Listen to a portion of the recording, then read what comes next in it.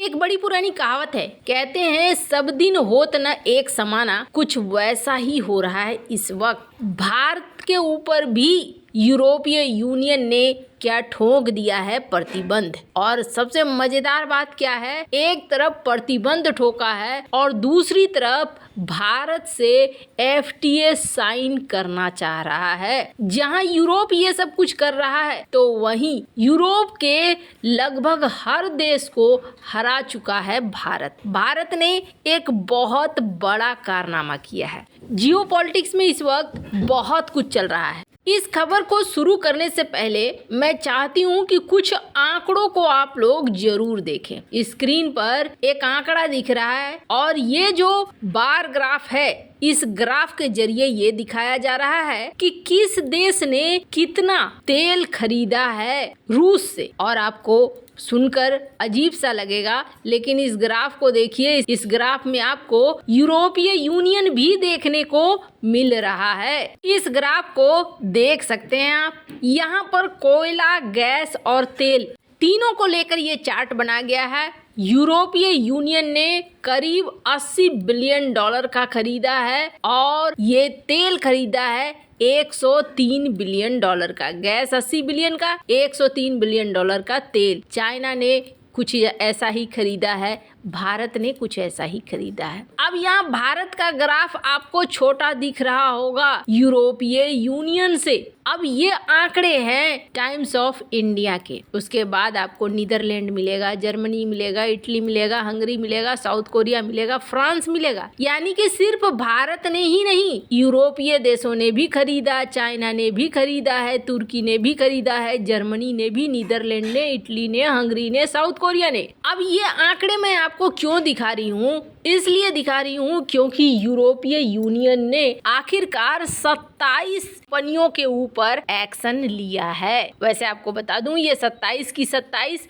भारतीय कंपनियां नहीं है। स्क्रीन पर एक आर्टिकल देख रहे हैं आप। 27 में से कहा जा रहा है कि 17 कंपनियां हैं। ये 17 कंपनियां रूस की हैं। उसके बाद 4 कंपनी है और ये 4 कंपनी चाइना की है और एक कंपनी है जो कि श्रीलंका की है, तुर्की की है, भारत की है, सर्बिया की है और कजाकिस्तान की है। इनके ऊपर प्रतिबंध लगाए गए हैं। नाम अभी आउट नहीं किया गया है किस कंपनी को प्रतिबंधित किया गया है। कारण क्या है? तेल के लिए? नहीं जी, इस बार तेल के लिए नहीं है। इस बार यूरोपीय यूनियन का आरोप है कि आप लोगों ने इलेक्ट्रॉनिक सामान, इलेक्ट्रॉनिक कंपोनेंट बेचे हैं और ये ऐसे इलेक्ट्रॉनिक कंपोनेंट हैं जिनका डुअल यूज होता है, यानी कि दोहरा इस्तेमाल होता है। हथियारों में भी इस्तेमाल हो सकता है और सामान्य काम के लिए भी इस्तेमाल हो सकता है। खैर, एक तरफ भारत यूरोप की मदद करता है ठंड के समय में,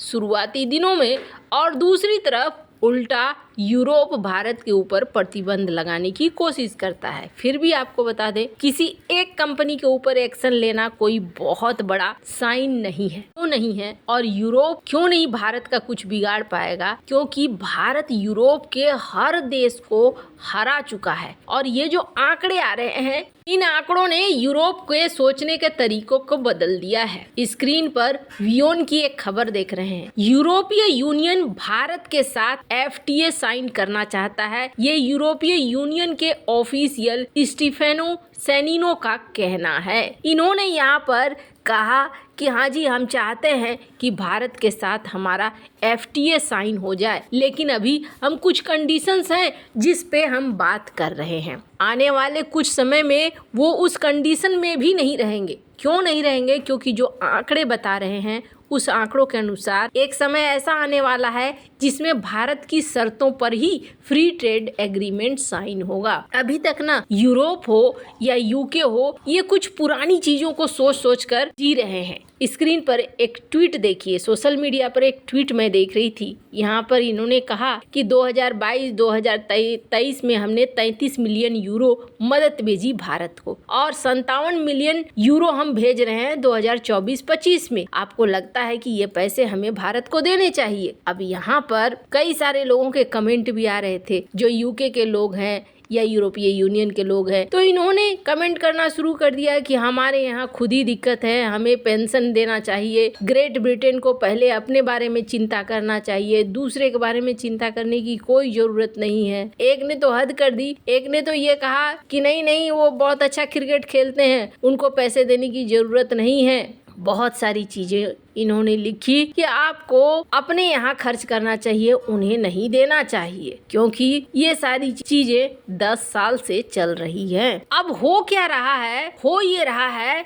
कि भारत कई सेक्टर में बहुत तेजी से आगे निकलता जा रहा है। और मैंने क्यों कहा कि फ्री ट्रेड एग्रीमेंट साइन करने के लिए उन्हें भारत की शर्तों को मानना पड़ेगा। पहली बात तो ये कि भारत यूरोप के कई देशों के साथ अकेले अकेले फ्री ट्रेड एग्रीमेंट साइन कर रहा है। यूरोपीय यूनियन अगर एक साथ नहीं आ रहा है तो यूरोपीय यूनियन को एक साथ टारगेट भी भारत नहीं कर रहा है, बल्कि भारत अब इकल्ले देशों को टारगेट कर रहा है। अब इसी क्रम में एक रिपोर्ट आती है और ये रिपोर्ट क्या कहती है, स्क्रीन पर एक आर्टिकल देख सकते हैं। मॉर्गन स्टैनले ने ये खुलासा किया है और मॉर्गन स्टैनले ने कहा है कि भारत में एप्पल के बिजनेस ने सारे यूरोपीय यूनियन में जितना देश है सब में जितना बिजनेस किया है उससे कहीं ज़्यादा बिजनेस कर लिया है इन्होंने एक आंकड़ा दिया है और उस आंकड़े में इन्होंने बता भी दिया है कि किस तरीके से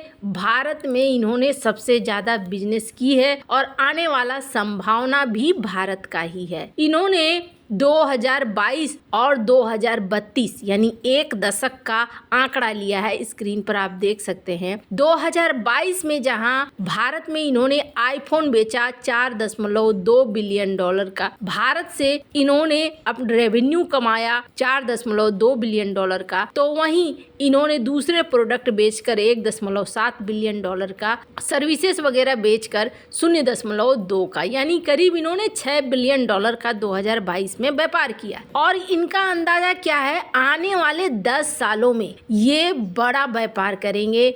आईफोन यहाँ से वो कमाएंगे 21.1 बिलियन डॉलर का और उसके बाद अदर प्रोडक्ट्स में 2 बिलियन डॉलर और सर्विसेज के द्वारा 3.3, यानी कि 6 बिलियन डॉलर से सीधे 40 बिलियन डॉलर, 21% की ये बढ़त करेंगे। ये बिजनेस दिखा रहे हैं कि बहुत तेजी से ये बढ़ते जा रहे हैं, यानी कि भारत में इनका भविष्य बहुत ही अच्छा है। वैसे आपको बता दें, ये कहा जाता है, स्क्रीन पर आप इस कटिंग को देख सकते हैं कि 2027 तक भारत क्रॉस कर देगा चाइना को भी। और ऐसे समय में एफटीए करने के लिए ये देश खुद ही पीछे आएंगे। वैसे आपको क्या लगता है इन सब मामले में, आपकी क्या राय है, कमेंट कर जरूर बताएं। जल्द मिलते हैं अगले वीडियो में नई खबर के साथ।